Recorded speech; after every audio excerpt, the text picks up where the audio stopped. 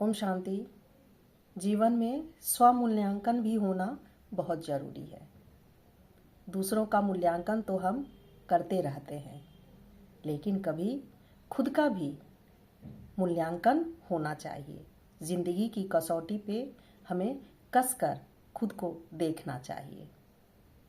एक माँ बेटी थी।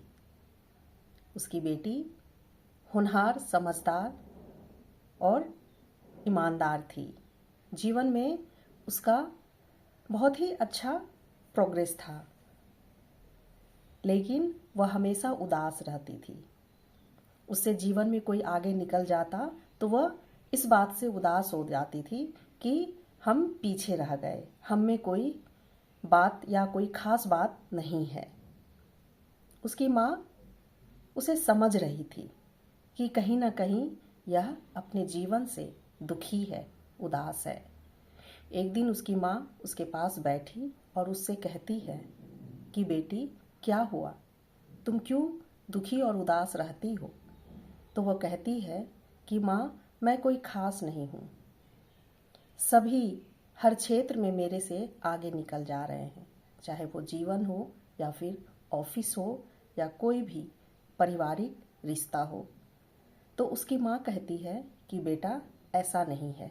उसे एक आईना देती है और कहती है कि डेली अपने को इसमें देखना और यह सोचना कि आज हमने क्या नया सीखा, और नया सीखकर जीवन में उसे उतारने की कोशिश की। वह माँ से आईना लेने के बाद जब भी वह ऑफिस से आती, अपने काम से निवृत्त होती, तो शाम के समय में वह आईना के सामने खड़ी होती और अपने से सवाल करती कि क्या आज हमने कुछ नया सीखा, और उसे जीवन में उतारने की कोशिश की। यह प्रक्रिया वह कुछ दिनों तक करने से देखती है कि जीवन में बहुत बड़ा बदलाव आ गया। वह यह समझ जाती है कि स्व का मूल्यांकन होना भी और खुद को जानना भी उतना ही जरूरी है जितना हम दूसरों को समझते हैं या जानने की कोशिश करते हैं। दूसरे की तुलना करना तो बहुत आसान है, लेकिन खुद को उसी जगह बदलना उतना ही जरूरी और मुश्किल हो जाता है। तो जीवन में जब भी ऐसी परिस्थिति आए, लगे कि हम हार रहे हैं या फिर हम पीछे रह जा रहे हैं, तो स्व मूल्यांकन कीजिए।